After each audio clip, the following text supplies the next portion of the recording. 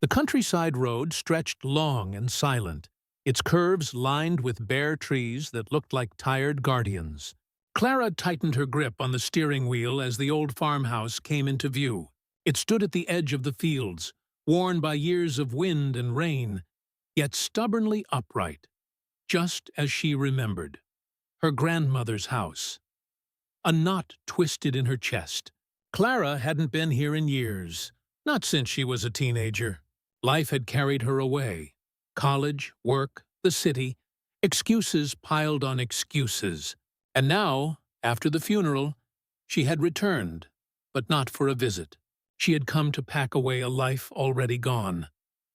The silence hit her the moment she stepped out of the car. No laughter, no smell of bread from the kitchen, no soft humming that used to drift through the halls. Only the hollow creak of the porch steps as she climbed them, suitcase in hand. Inside, the house felt both familiar and foreign. Dust clung to the furniture, the curtains hung heavy, and the air smelled faintly of lavender and old wood. Her grandmother's touch was everywhere. Quilts folded neatly, pictures still in their frames, but the warmth that once filled the place had vanished. Clara stood in the living room, her eyes stinging. She remembered the times her grandmother would wrap her in a blanket, telling stories of faith and hope. And yet, beneath that tenderness, Clara recalled a sadness she could never explain, a heaviness in her grandmother's gaze. Now that weight seemed to press on Clara herself. She wished she had visited more, called more, cared more. Guilt settled over her like a heavy coat she couldn't shrug off. She wandered through the house, room by room, until her steps carried her upstairs. The floor groaned under her feet, and when she reached the landing, her eyes fell on a narrow door at the end of the hall. The attic door! Her breath caught. As a child, she was never allowed up there. Her grandmother's warnings had been firm. That space is not for you, Clara. She used to imagine monsters hidden under the roof, or treasures locked away. Now, standing alone in the quiet house, the memory felt different. Less like a warning, more like a secret. Clara shook her head and turned away, forcing herself into her grandmother's bedroom instead. The room was neatly kept, as if her grandmother might walk back in at any moment. On the nightstand rested a worn Bible, pages yellowed and soft from years of touch. Clara brushed her hand across it, swallowing hard. But what truly drew her attention was the object by the far wall. A large wooden chest, square and sturdy, its dark surface scarred with age. It sat beneath the window, oddly out of place against the soft lace curtains. Clara walked toward it slowly. The chest was locked, its brass clasp tarnished but unbroken. She ran her fingers over it, a shiver crawling up her arms. Why had her grandmother kept it hidden here, in plain sight, yet untouchable? Clara's heart thudded in her chest. Something told her this was more than a box of old clothes or keepsakes. Something inside waited for her, something her grandmother had never wanted anyone else to see. And for the first time since the funeral, Clara felt a spark of unease. The house was silent, but the chest seemed to whisper. Clara knelt in front of the chest, brushing her hand across the cold brass clasp. The lock stared back at her like an unblinking eye. She tugged gently, knowing it wouldn't give, yet still hoping it might. It didn't budge. Her grandmother had kept this sealed. For how long and why? The question gnawed at her as she sat back on her heels. A wave of hesitation washed over her. Did she even want to know what was inside? But her curiosity, mixed with an ache that felt like duty, pushed her onward. She had come here to close her grandmother's life, to put things in order. Maybe this chest held the answers to the sorrow she'd always seen in her grandmother's eyes. Her gaze drifted toward the nightstand. The Bible sat there, worn and waiting. Clara hesitated only a moment before reaching for it. She flipped through the delicate pages, searching without knowing what she was searching for. At first, nothing stood out. Just the faint scent of age and pressed flowers between psalms. Then she noticed it. Near the back cover, A small envelope was tucked neatly, almost invisible against the yellowed paper. Inside was a tiny brass key. Clara's breath caught in her throat. She turned it over in her hand. It was old, but the shape matched the lock on the chest. Her grandmother had hidden it in the Bible. That felt deliberate, almost symbolic. A secret, bound with faith. Or maybe guilt. Clara's fingers trembled as she returned to the chest. With a slow inhale, she slid the key into the lock. The metal groaned as it turned, and the sound echoed in the still room. Click. The clasp opened. Clara lifted the lid, and the smell of cedar and thyme spilled into the air. The inside was neatly arranged, almost lovingly so. The first layer held folded linens, embroidered tablecloths and old pillowcases, edges trimmed with lace. Beneath them were photographs, bundled letters, and a few trinkets wrapped in cloth. Clara set each aside carefully, her chest tightening with every discovery. These weren't random keepsakes. They were items preserved with intention, as if waiting to be found. Finally, at the very bottom, she uncovered something wrapped in yellowed tissue paper. Her hands shook as she peeled the fragile layers back. A baby's dress. So small, so delicate, hand-stitched, with tiny pearl buttons down the front and fading pink thread woven along the seams. Despite its age, the dress was beautiful, fragile, but intact. Clara's heart thudded painfully. She couldn't breathe for a moment. She turned the little garment in her hands, and her eyes landed on the stitching inside the hem.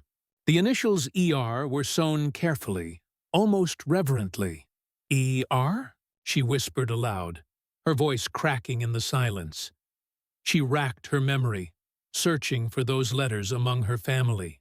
Her grandmother had raised only one child, Clara's mother. There was no one in the family with those initials.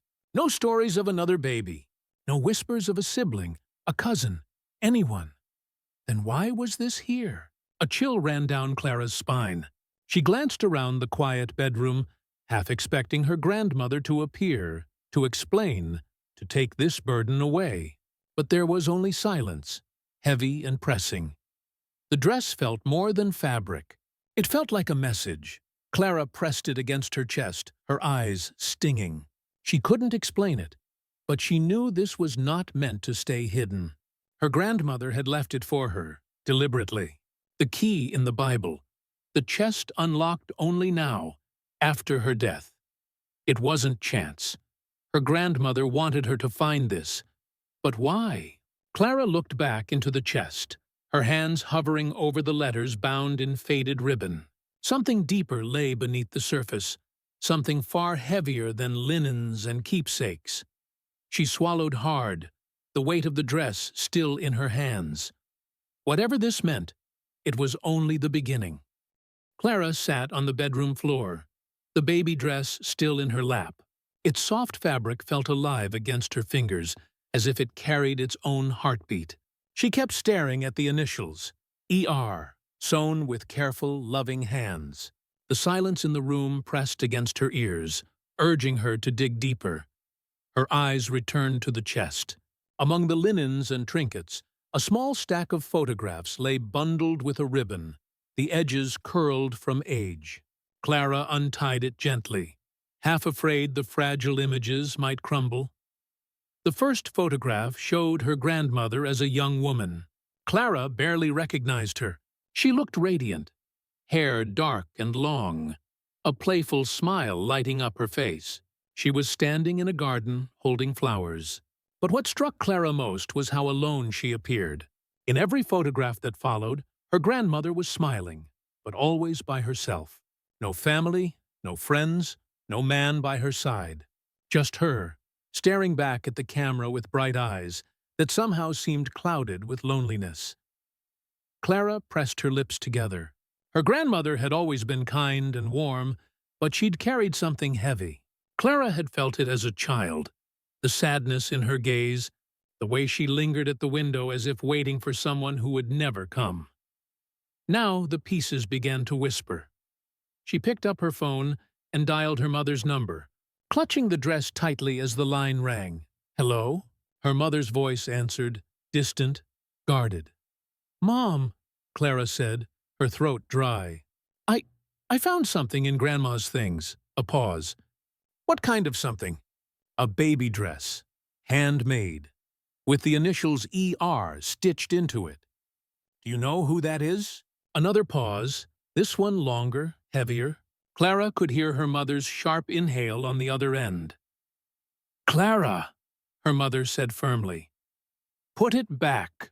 Don't go looking for things that don't concern you." Her chest tightened. "Doesn't concern me? This was Grandma's. She left it here for a reason."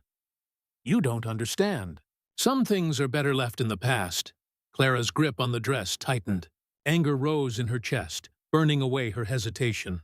"Better left in the past? She carried this her whole life. I saw it in her eyes. Why can't you just tell me the truth?" Silence again. Then her mother's voice cracked, thin and brittle. "I can't, Clara. I won't." And then the line went dead. Clara lowered the phone, her hand trembling. The refusal, the fear in her mother's voice, it only deepened the mystery. Whatever this was, her mother knew, and she didn't want Clara to find out.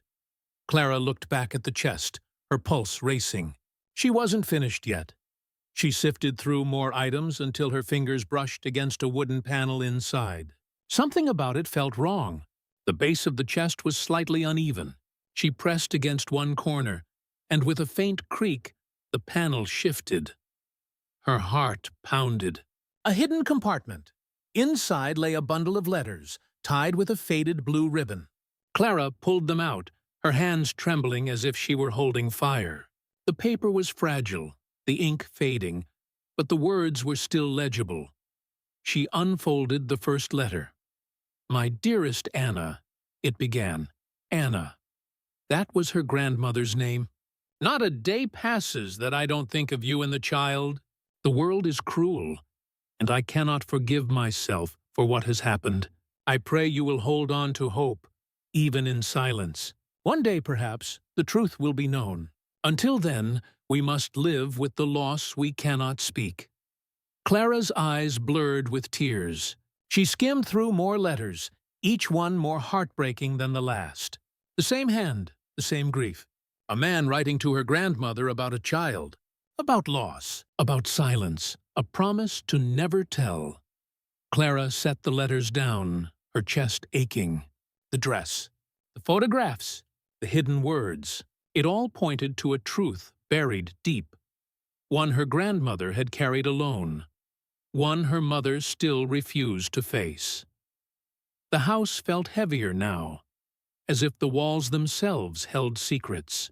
Clara wiped her eyes and clutched the letters to her chest. Her grandmother's sorrow wasn't just in her imagination. It was real, and it was calling her to uncover what had been hidden. Clara spread the letters across the floor, the fragile paper whispering against the wood as she tried to put them in order. The words swam before her eyes, phrases like, "Our child, taken from us, we cannot speak of this," and her heart twisted tighter with every page. Her grandmother, a child. A loss no one had ever spoken of.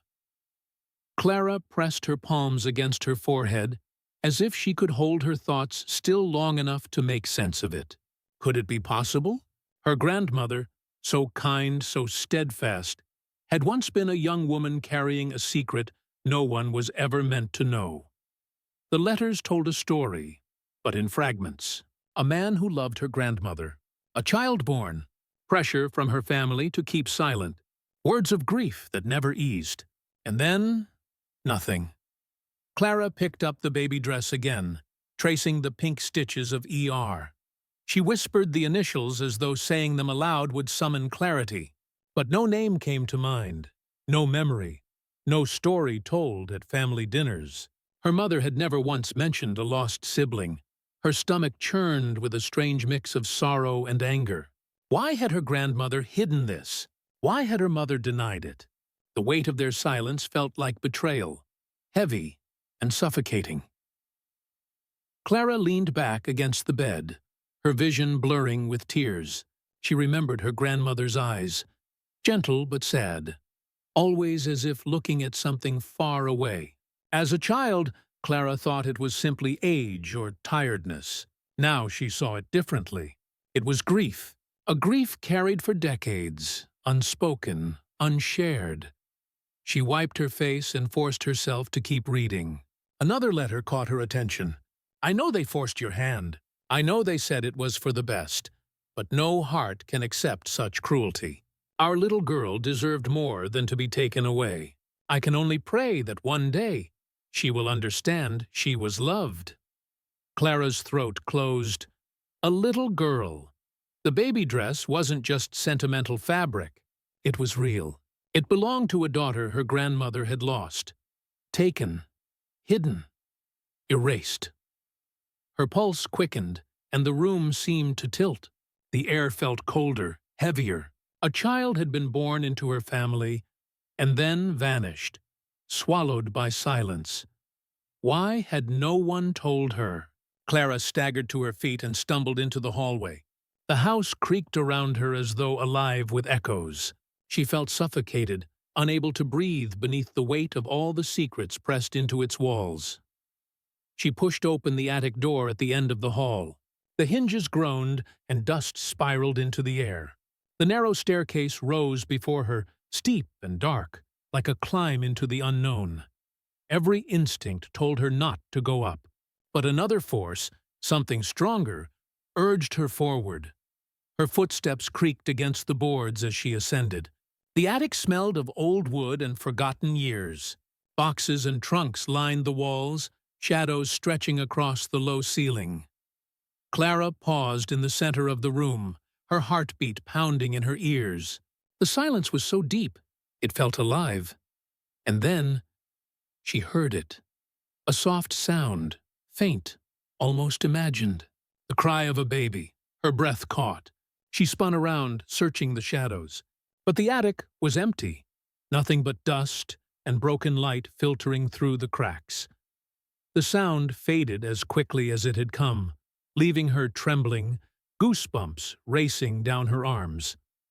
It wasn't real. It couldn't be. It was her mind, tangled in grief, twisting the truth of the letters into something she could almost hear. Yet, deep down, she felt it wasn't only imagination, it was memory. Her grandmother's sorrow seeping into the silence, echoing in Clara's ears. She wrapped her arms around herself, rocking slightly, fighting the chill. A child had vanished. A child her grandmother had been forced to give away, erased from family history, erased from truth, but not from love. Clara closed her eyes, whispering to the darkness, "Who are you? Where did you go?" The attic gave no answer, only silence, pressing heavier and heavier, until she felt her knees weaken. Clara descended back down the stairs, clutching the baby dress in her hands. Each step felt heavier than the last. The mystery was no longer just curiosity. It was grief she could feel in her bones. Her grandmother had carried this pain alone. Her mother had chosen to bury it. But Clara couldn't. She couldn't let the child remain a ghost. For the first time, Clara knew. This was her burden now, to find the truth, to give the vanished child a name, a place, a story. The secrets were no longer whispers. They were cries in the silence, and Clara was determined to listen. Clara sat in her car outside her mother's house, gripping the steering wheel so tightly her knuckles burned. The baby dress lay folded on the passenger seat, the letters tucked beneath it like fragile witnesses. Her chest ached with everything she had uncovered. Pain that wasn't hers, but now lived inside her.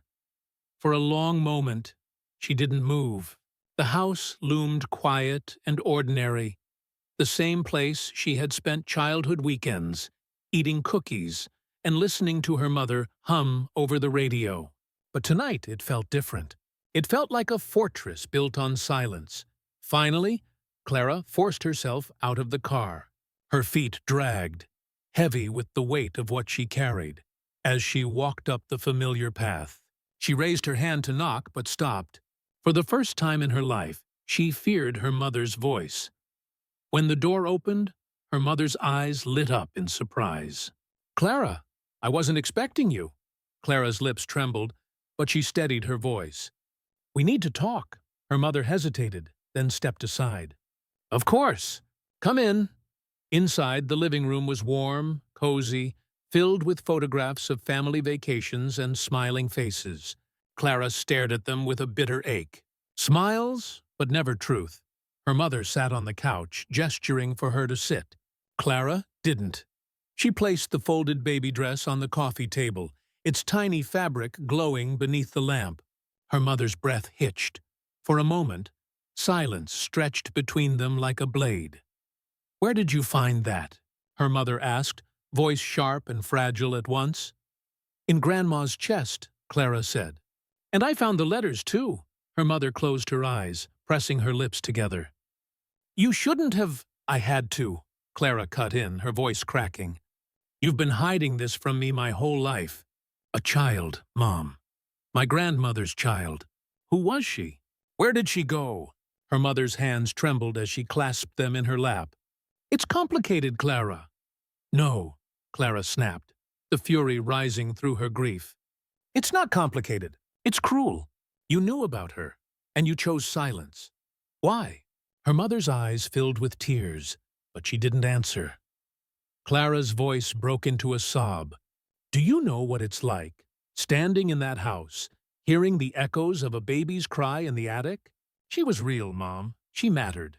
And you erased her. Why?"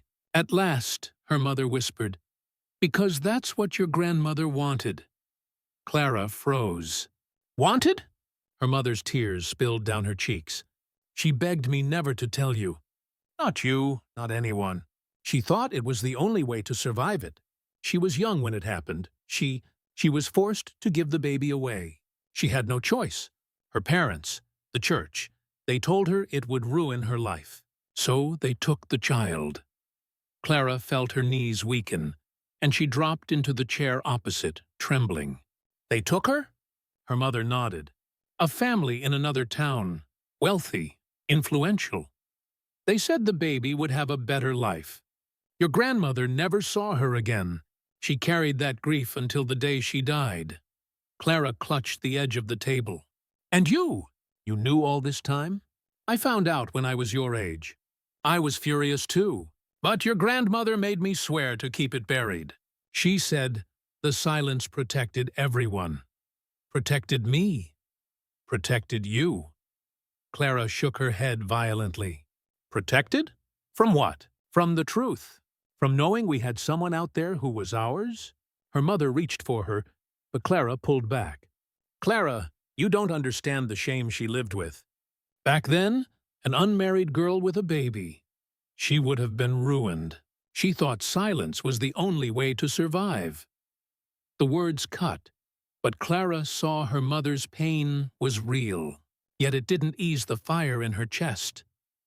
"She didn't survive it," Clara whispered bitterly. "She just carried it like a wound until it killed her. And you let me grow up never knowing I had an aunt. You let her stay a ghost." Her mother broke into quiet sobs. "I wanted to tell you so many times, but every time I looked at her, I saw how fragile she was. She begged me not to reopen the wound, and I loved her too much to defy her." Clara stood, her voice trembling but fierce. "I can't do what you did. I can't let this child vanish into silence. She deserves more than that. Grandma deserves more than that," her mother's eyes pleaded. "Clara, if you dig this up, you'll tear the family apart." Clara shook her head, tears streaming. "No. If I don't, we'll stay broken forever." The baby dress lay between them, small and silent, holding generations of grief in its threads.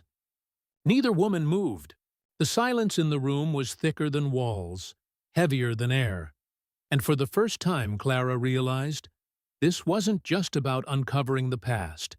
This was about choosing whether to heal it or bury it forever. Clara drove home that night with her thoughts spinning like a storm.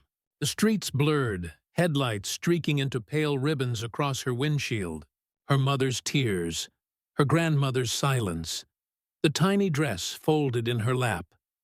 It all pressed down until she could hardly breathe. But beneath the grief, something new burned inside her, a resolve. If her grandmother's daughter still lived, she had to find her. If she had died, Clara had to know where and how. The truth could no longer remain buried. She spent the next morning at the library, hunched over dusty records and microfilm reels. Her fingers trembled as she turned page after page of old newspapers, her eyes straining over faded ink. Birth records, obituaries, announcements. She scanned them all, searching for anything that matched the year her grandmother would have given birth. Hours passed. Frustration pressed at her temples. And then she froze. An announcement buried in a local column. Mr. and Mrs. Harland rejoice at the adoption of a baby girl, June 1963. Her pulse hammered. The timing aligned perfectly with the letters. She jotted the name down, her handwriting shaky. Harland. Wealthy. Influential. Just as her mother had said. Clara closed her eyes, whispering the name. Harland. For the first time, the lost child had a trail. The Harlands were still known in town. Their estate stood on the edge of the valley, tall gates shielding a house that had loomed in Clara's childhood imagination like a fortress. She remembered driving past it once with her grandmother, who had gone strangely quiet, her gaze fixed on the iron gates. Clara's stomach knotted. Had her grandmother recognized the place that had stolen her child? That night, Clara sat at her kitchen table with the adoption clippings spread before her. She felt the weight of her grandmother's voice echoing in the silence. Our little girl deserved more. Her hands shook as she searched the name online.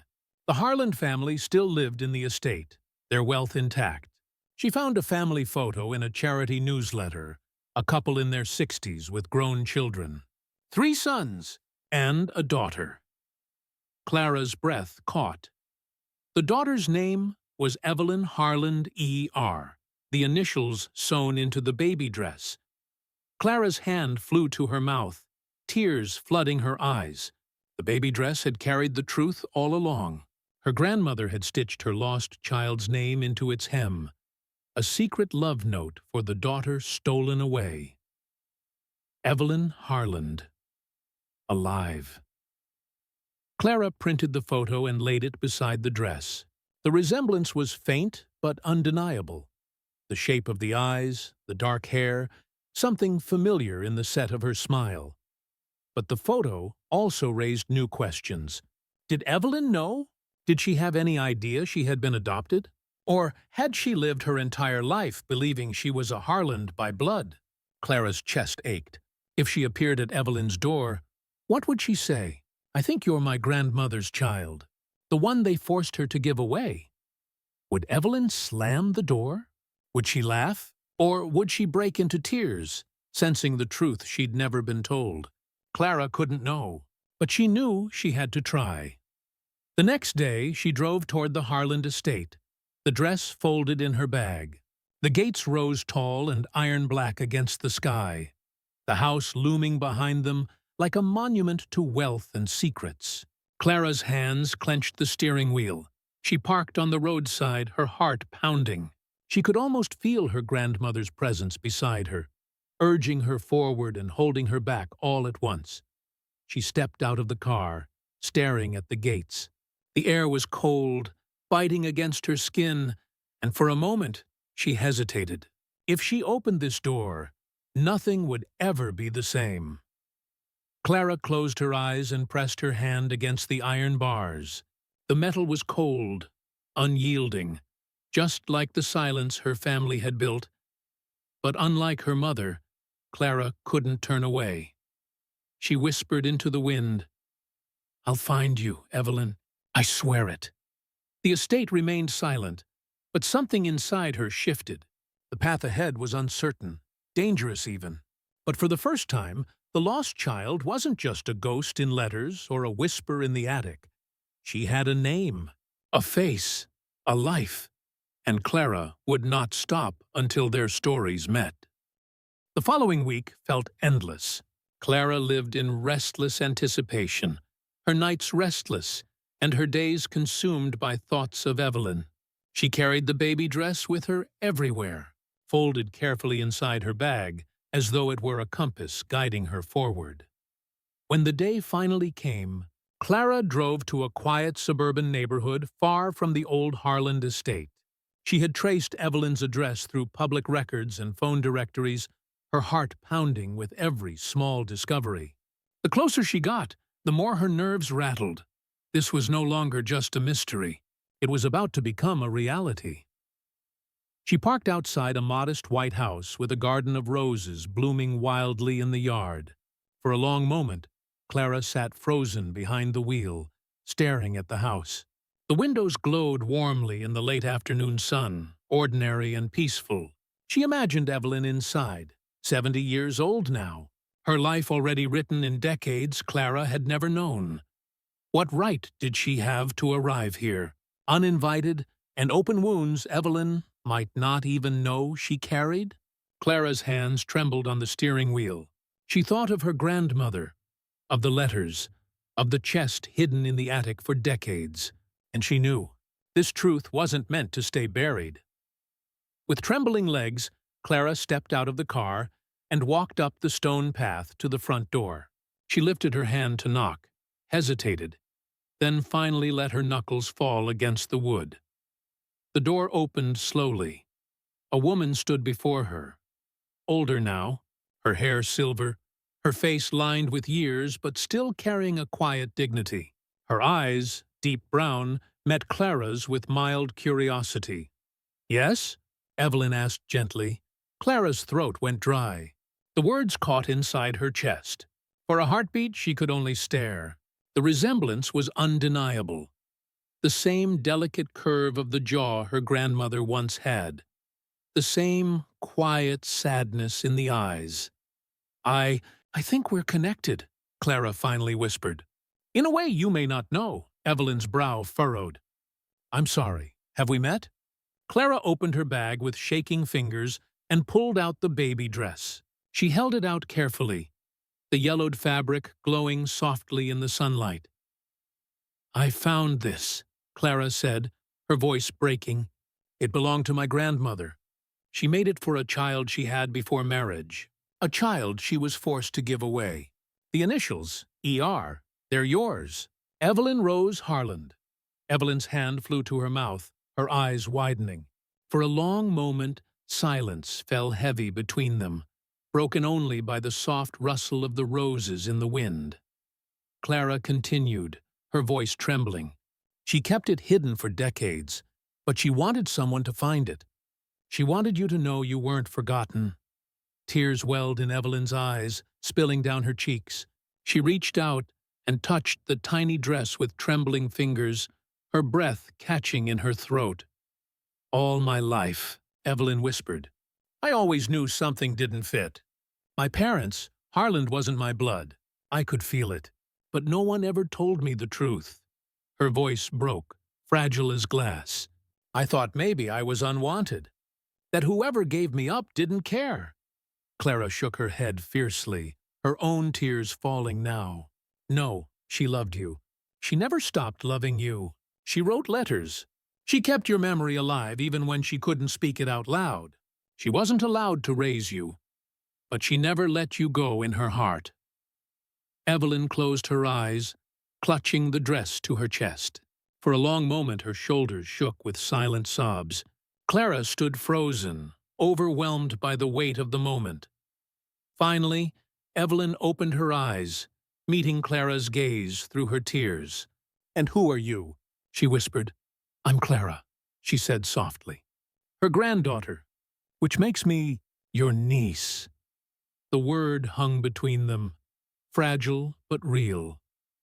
Evelyn gave a trembling laugh through her tears, a sound both broken and beautiful.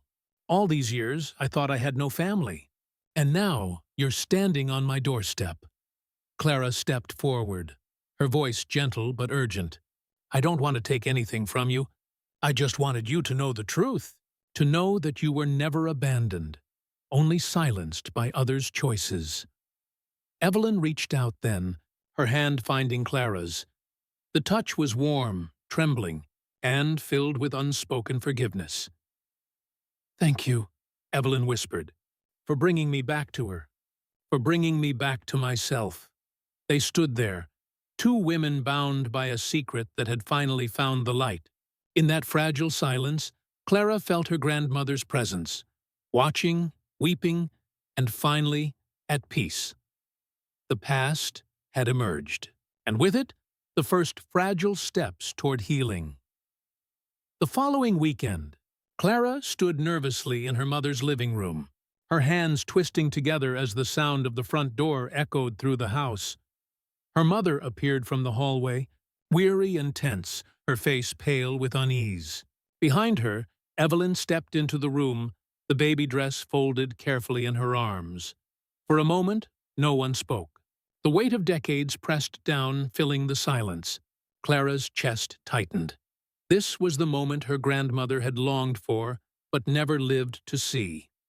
Her mother's eyes flicked to the dress, then to Evelyn's face. Her lips parted, trembling, but no words came. Clara could see the storm inside her, anger, sorrow, shame, all fighting for space. Finally, Evelyn broke the silence. Her voice was quiet, steady, though threaded with emotion. You're my sister. The words hung in the air like a fragile truth that had been waiting a lifetime to be spoken. Clara's mother staggered back a step, tears welling in her eyes. I always knew, she whispered. Not your name, not your face. But I knew she had a daughter before me. I hated her for keeping it from me, for lying. But I see now, she was trying to protect us all. Evelyn's own eyes brimmed with tears.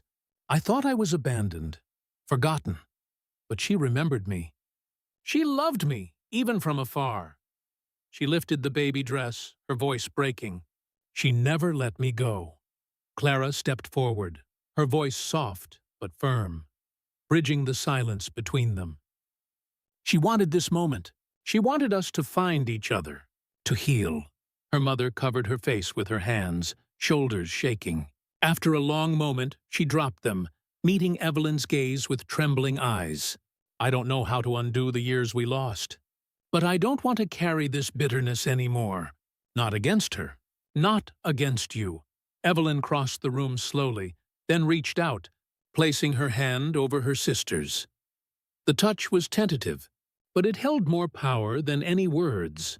Clara's heart swelled as she watched. For the first time, the silence that had haunted their family began to loosen its grip. She imagined her grandmother standing among them, her sorrow finally lifted, her love finally seen.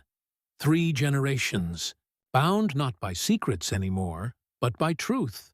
And for the first time, Clara believed healing was truly possible.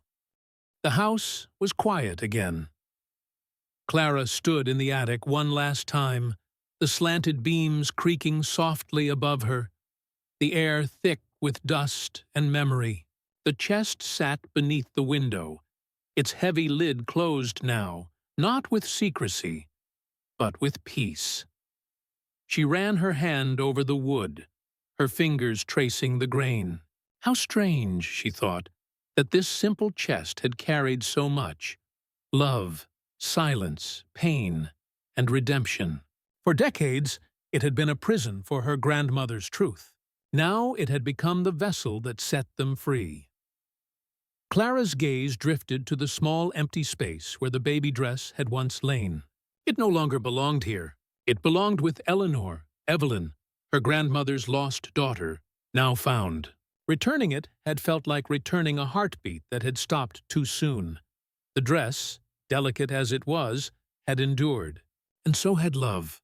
Clara closed her eyes, breathing in the quiet. She thought of her grandmother, of her gentle smile, of the sorrow that had always lingered in her eyes, of the silence she had carried until her last breath. Thank you, Clara whispered into the stillness, Her voice cracked, but her heart felt steady. "Thank you for trusting me with your story. I promise, it won't be forgotten again." Outside the attic window, the countryside stretched wide and endless. The same fields her grandmother had walked as a young woman. The same fields where Clara had once played as a child, forbidden from the attic that now felt like a sanctuary. She realized now that silence could protect, but it could also destroy. Secrets could fracture families, even when born out of love. But truth, no matter how painful, had the power to heal. Clara descended the attic steps slowly, her heart lighter than it had been in weeks. Downstairs, her mother and Evelyn sat together in the kitchen, speaking softly, their laughter hesitant but real. The sight made Clara smile through her tears. Generations of silence had ended with them. She stepped outside into the golden evening light, the cool air brushing her cheeks. For the first time, the weight of regret had lifted. The story of her grandmother's hidden child was no longer a wound. It was a legacy, a reminder that even the deepest losses can lead to redemption if someone is brave enough to seek the truth. And Clara, holding that truth now, knew she would carry it forward with love.